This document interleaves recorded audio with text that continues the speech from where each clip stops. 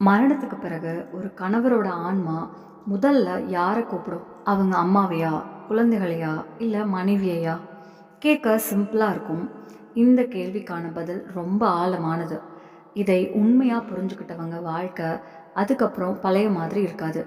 கருட புராணத்தில் இந்த கேள்விக்கான பதில் சொல்லப்பட்டிருக்கு.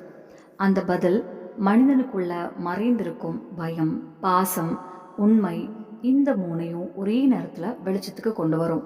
ஏன்னா மரணத்துக்கு பிறகு ஆன்மா இருக்கும் நிலை முழுசா இந்த உலகத்துக்கும் இல்லை, மறுலோகத்துக்கும் இல்லை. இந்த ரகசியத்துக்கான பதில ஸ்ரீ கிருஷ்ணரே நாரதர்கிட்ட சொல்லியிருக்காருன்னு சொல்லப்படுது. வாங்க நேரத்தை வீணாக்காம இதோட முழு உண்மையை தெரிஞ்சுக்கலாம். ஒரு காலத்துல தேவரிஷி நாரதர் தன்னோட வீணை எடுத்துக்கிட்டு பூலோகத்துல சுற்றி பார்த்துக்கிட்டு இருந்தாரு.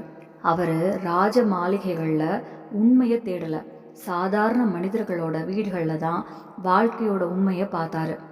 நகரத்தோட பிரகாசத்திலிருந்து தூரமாக கிராமத்தோட சின்ன சின்ன பாதைகளில் நடந்துக்கிட்டு இருந்தப்போ திடீர்னு ஒரு சாதாரண வீடு மேலே அவரோட பார்வை நின்றுச்சு. அந்த வீடு எப்பவும் போல தான் இருந்துச்சு. வாசல், சுவர், கூரை எல்லாமே அதே மாதிரி. ஆனால் அந்த வீட்டில் சொல்ல முடியாத ஒரு துக்கம் இருந்துச்சு. நாரதர் தன்னோட திவ்ய திருஷ்டியால் பார்த்தாரு.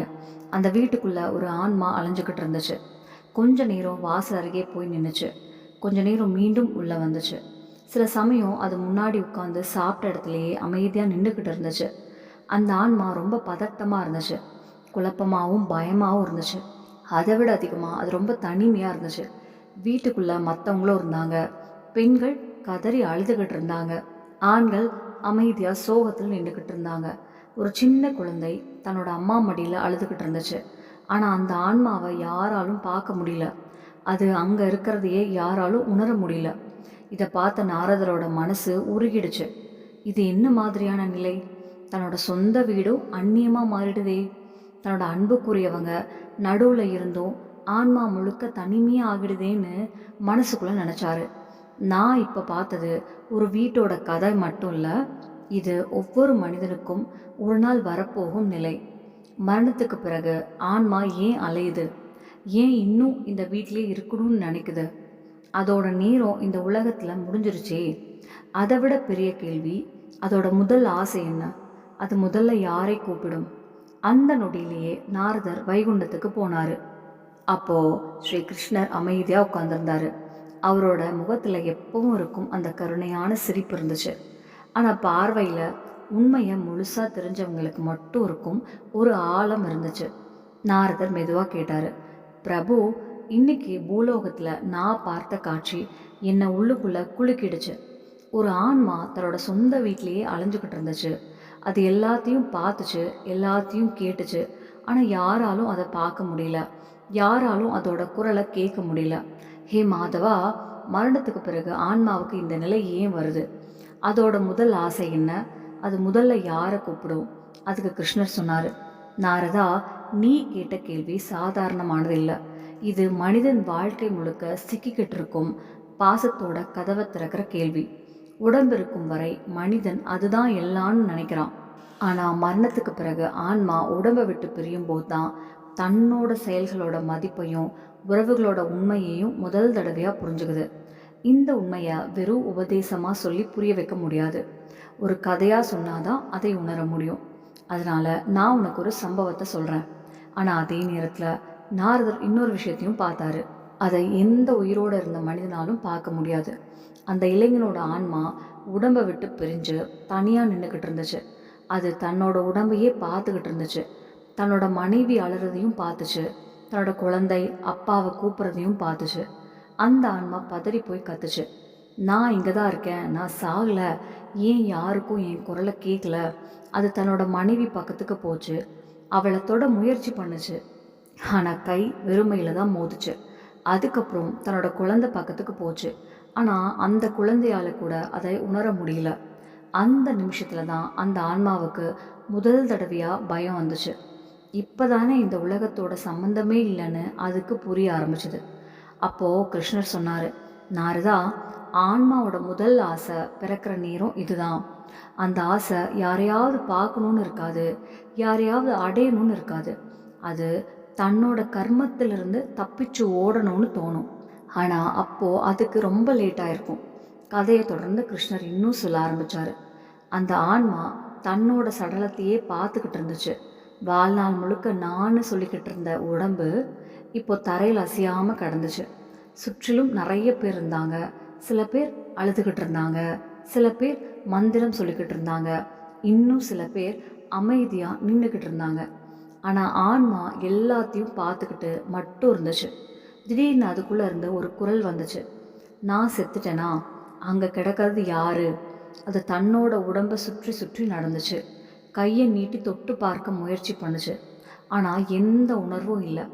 அந்த நிமிஷத்தில் தான் அதுக்கு ஒரு பெரிய உண்மை புரிஞ்சிச்சு. அது உடம்பு இல்லை, அது வேற ஏதோ. கிருஷ்ணர் சொன்னார், நாரதா, மரணத்துக்கு பிறகு ஆன்மாவுக்கு வரும் முதல் உணர்வு இதுதான். அது வாழ்க்கைன்னு நினச்சது வெறும் ஒரு ஆடை மாதிரி. அந்த ஆடை கலன்றதும் ஆன்மாவுக்கே தன்னை அடையாளம் காண முடியாமல் போயிடும். அதுக்கு நாரதர் கேட்டார், பிரபு, ஆன்மாவுக்கு உடனே தானே அது இறந்துடுச்சுன்னு தெரிஞ்சிடுமா? கிருஷ்ணர் சொன்னார், இல்லை நாரதா, நிறைய ஆன்மாக்கள் ரொம்ப நேரம் இந்த குழப்பத்திலேயே இருக்கும். இது ஒரு கனவா இல்லை தற்காலிகமான நிலையான்னு நினைக்கும். அதனால தான் அவங்க தன்னோட வீடு, உடம்பு, உறவுகள் இதை சுற்றியே அலைஞ்சிக்கிட்டு இருப்பாங்க. இன்னும் 24 மணி நேரம் கூட ஆகலை. அந்த நேரத்தில் திடீர்னு அந்த ஆன்மாவுக்கு முன்னாடி 2 பயங்கரமான உருவங்கள் தோன்றுச்சு. கடுமையான கண்கள், கனமான குரல், கையில் தெய்வீக கணக்கு. அவங்க தான் யமதூதர்கள். அவங்க எதுவும் பேசலை. ஆனால் அவங்கள பார்த்த உடனே ஆன்மா முழுக்க நடுங்க ஆரம்பிச்சுது. அதை எங்கேயோ கூட்டிக்கிட்டு போனாங்க.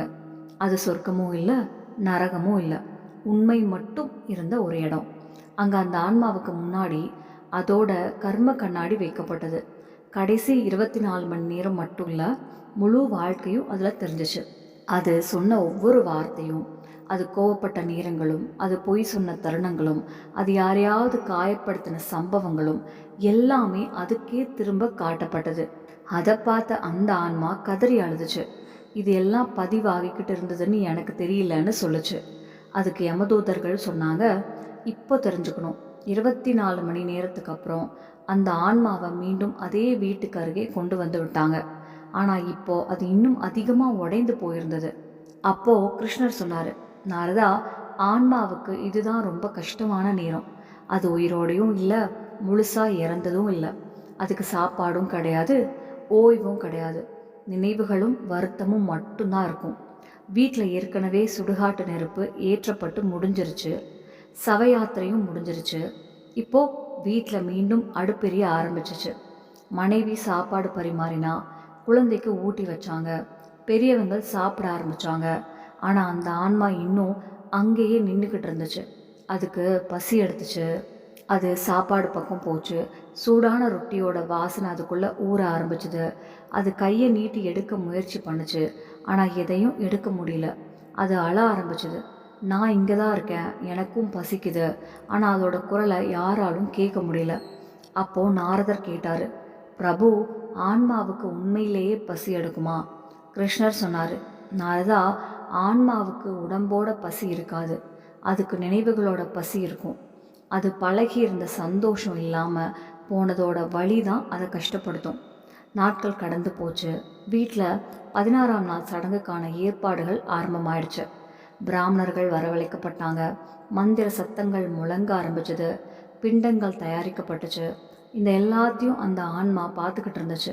முதல் பிண்டம் நெருப்புக்கு அருகே வைக்கப்பட்ட நேரத்தில் அந்த ஆன்மாவுக்கு முதல் தடவையாக ஏதோ மாறின மாதிரி தோணுச்சு. ஒரு துளி நெய் கீழே விழுந்தது. அந்த நிமிஷத்தில் அந்த ஆன்மாவுக்குள்ள ஏதோ அமைதி வந்த மாதிரி இருந்துச்சு.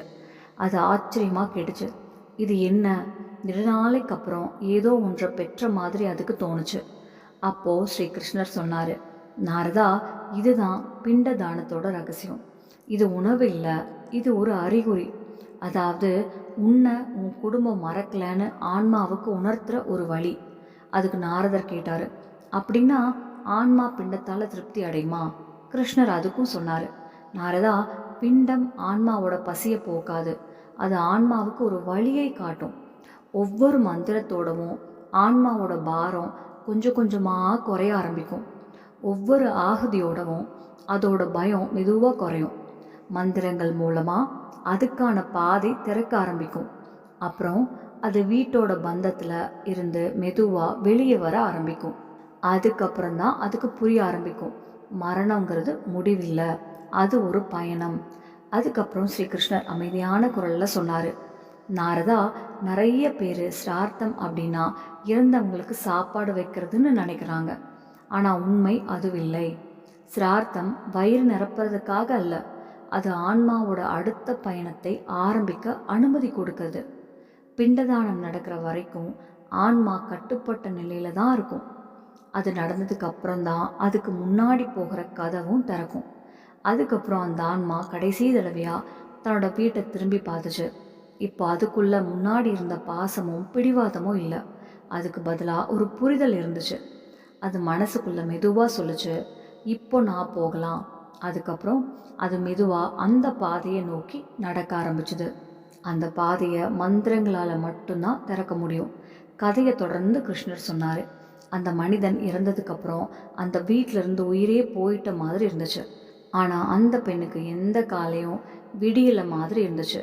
இரவு வந்துச்சு, ஆனால் அவளோட வலிக்கு ஓய்வே கிடைக்கல. அவள் நாள் முழுக்க துக்கத்திலேயே மூழ்கி இருந்தா. சில நேரம் வாசலில் உட்காந்து அழுவா, சில நேரம் அறை மூலையில் அமைதியாக உட்காந்துருப்பா, சில நேரம் கணவரோட துணிகளை பிடிச்சிக்கிட்டு கதறி அழுவா. அவளோட கண்ணீர் நிற்கவே இல்லை. வீட்டில் இருந்தவங்க அவளை சமாதானப்படுத்த முயற்சி பண்ணாங்க.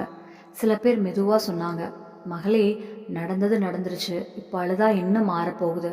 இன்னும் சில பேர் சொன்னாங்க, அண்ணி, இவ்வளவெல்லாம் அழாதீங்க, இப்படியே இருந்தால் நீங்களே உடஞ்சி போயிடுவீங்க. ஒரு வயதானவர் சீரியஸாக சொல்கிறாரு, சாஸ்திரத்தை சொல்லியிருக்காங்க, ஒரு பெண் தன்னோட கணவருக்காக அளவுக்கு அதிகமாக அழுதா அவரோட ஆன்மாவுக்கு சாந்தி கிடைக்காது. இந்த வார்த்தை அவளோட மனசுக்குள்ள ரொம்ப ஆழமாக பதிஞ்சிடுச்சு. இப்போது அவள் துக்கத்துக்காக மட்டும் அல்ல, பயத்தாலையும் அழ ஆரம்பிச்சா. என்னோட அழுக அவரை கஷ்டப்படுத்துதோ, என்னால் தான் அவர் இன்னும் அலைஞ்சுக்கிட்டு இருக்காரோ. பல தடவைகள் அவள் தன்னோட கண்ணீரை அடக்க முயற்சி பண்ணுறா. பற்களை கடிச்சுக்கிட்டா, துணியால் வாயை மூடிக்கிட்டா. ஆனால் எவ்வளவு அடக்கினாலோ அவ்வளவு உள்ளுக்குள்ளே உடஞ்சிக்கிட்டே போனான். தனியாக இருக்கும் நேரத்தில் கதறி கதறி அழுவா. அதுக்கப்புறம் தன்னையே பார்த்து பயப்படுவா. ஒரு நாள் வீட்டில் விறகு முடிஞ்சு போச்சு, யாராவது காட்டுக்கு போகணும்.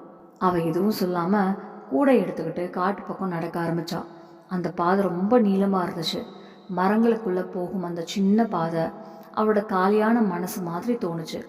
நடந்துக்கிட்டே இருந்தப்போ மீண்டும் அவளோட கண்களில் கண்ணீர் வந்துச்சு. அவள் மெதுவாக பேசிக்கிட்டே போனான்.